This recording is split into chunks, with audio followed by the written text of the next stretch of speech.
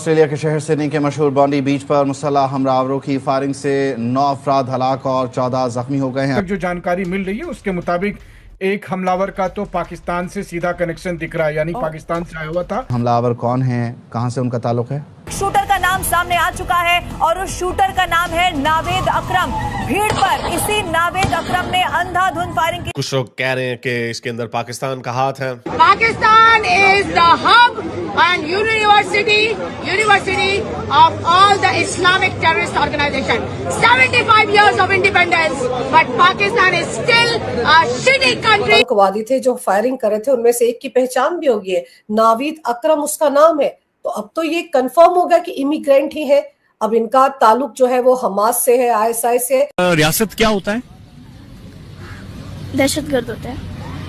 That's very sad. मेरा एक vision है पाकिस्तान के हवाले से कि पाकिस्तान को अपनी सरजमीन टेरर के लिए इस्तेमाल नहीं करनी चाहिए, क्योंकि बंदूक से गोलियां चलाने वाले 50 राउंड फायरिंग की गई है। वहां पर बड़े सुनियोजित तरीके से हमला किया गया है। हनुक्का के तहत यहूदी वहां पर इकट्ठा होते हैं, ये जानकारी सबको थी। Very sad. मैंने उस बच्ची से पूछा कि आपको पता है कि रियासत क्या होता है, तो बच्ची कह रही है रियासत दहशतगर्द होता है। लेकिन ये तो जो भी टेरर करेगा, और मेरी नजर में पाकिस्तान ये काम करता रहा है। ऑस्ट्रेलिया के सिडनी में बोंडाई बीच पर जिस तरह से आतंकवादी हमला हुआ है, मतलब आप सोचिए 10 लोगों की मौत हो गई है।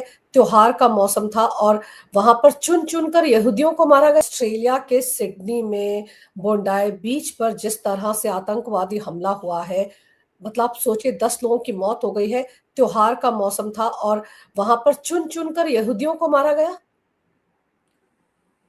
देखिए, अक्टूबर 7, 2023 के बाद ये जो दिसंबर आज 14 है 2025 में, 2 साल बाद एक तरह से यहूदियों का जो त्योहार है हनुका, उसके अंदर बॉन्डी बीच के ऊपर जब वहां पर फेस्टिविटी का माहौल था, वहां पर आके ये 2 अज्ञातकारी टेररिस्ट जो है उन्होंने अंधाधुंध फायरिंग चालू कर दी थी। अब ये जो मात्रा थी, ये जो 10 लोग इसमें मारे जाने की सूचना आई है और 13 लोग गंभीर रूप से घायल है। अगर ये उसमें से एक ने, यहूदी ने वहां पर जाके एक हमलावर से वो बंदूक छीन ली थी, अगर वो नहीं छीनते तो ये जो फिगर 10 का है ये ज्यादा हो सकता था। देखिए, वर्ल्ड ओवर जो है यहूदियों के ऊपर कंटिन्यूसली एक जो है, आप हमास के जो लोग हैं वो कंटिन्यूसली उनको टारगेट करते जा रहे हैं। अक्टूबर 7, 2023 को भी देखिए 1200 लोगों को मार दिया गया। वहां पर भी सेलिब्रेशन हो रहा था, कॉन्सर्ट हो रहा था जब, और उसी समय पर आपने देखा है, वर्ल्ड ने देखा है कि कैसे हमास के टेररिस्ट ने वहां पर जाके शांति भंग किया। अब अमेरिका एक यूएस ब्रोकर सीज फायर पर बात कर रहा है। वहां पर डोनाल्ड ट्रंप ने बहुत बड़ी जो इजिप्ट में है, बहुत बड़ी समिट भी की है।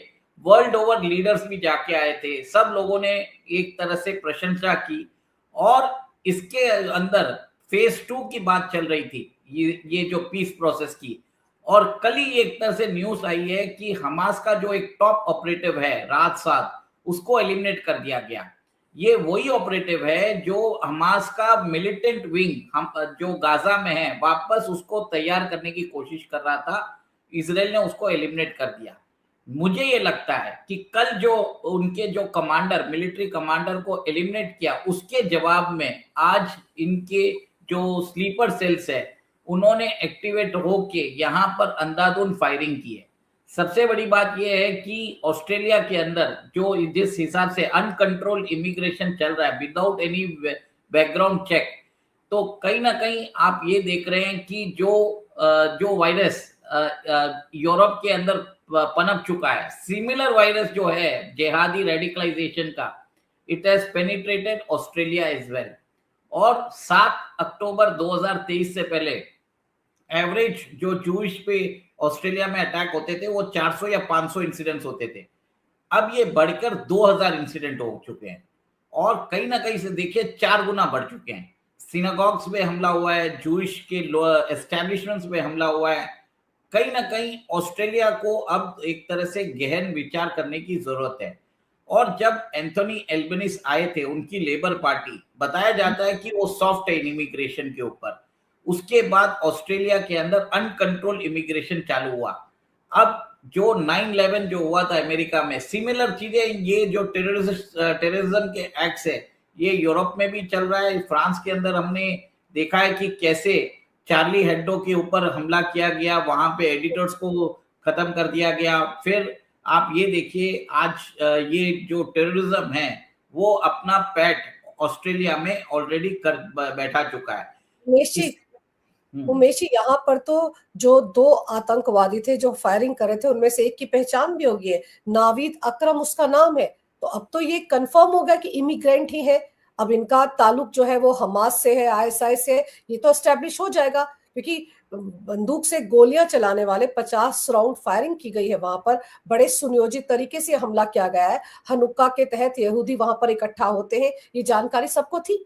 तो इसका मतलब तो ये है कि जो इमिग्रेंट यहाँ पर एल्बनीज लेकर आए, उन्हीं में से एक ने हमले को अंजाम दिया है। देखिए, ऑस्ट्रेलिया के अंदर जैसे लेबर पार्टी है, ब्रिटेन के अंदर लेबर पार्टी है, वैसे ऑस्ट्रेलिया के अंदर भी अभी जो सत्ताधारी पार्टी है वो प्रो इमिग्रेशन है। वो एक तरह से वहां पर जो अनडॉक्यूमेंटेड वर्कर्स है, इमिग्रेंट्स है, इनको विस्थापित कर रही है। कहीं ना कहीं ऑस्ट्रेलिया को अब अपनी जो इमिग्रेशन पॉलिसी है उसको रिविजिट करने की जरूरत है। ये जितने भी लोग हैं, देखिए, मेरा ये भी मानना है कि मैं इसमें मेंशन करना चाहूंगा पहलगाम इंसिडेंट का। अभी जो है जिसमें सिर्फ 10 लोग मारे गए हैं, हमारे यहाँ पे तो 25 लोगों को स्लॉटर कर दिया गया था, हिंदूज को। तो वर्ल्ड ओवर जूस के अंदर टारगेटिंग नहीं हो रही है, हिंदूज के अगेंस्ट भी टारगेटिंग हो रही है। और सबसे बड़ी बात है, ये सारे जो देश है, जैसे अमेरिका है, यूके है, कनाडा है, ऑस्ट्रेलिया है और न्यूजीलैंड है, कंटिन्यूसली यहाँ पर हिंदूज को टारगेट किया जा रहा है। और ये 5 देशों ने जो खालिस्तानी ऑपरेटिव्स है अपने देश में, इनको पनाह देके रख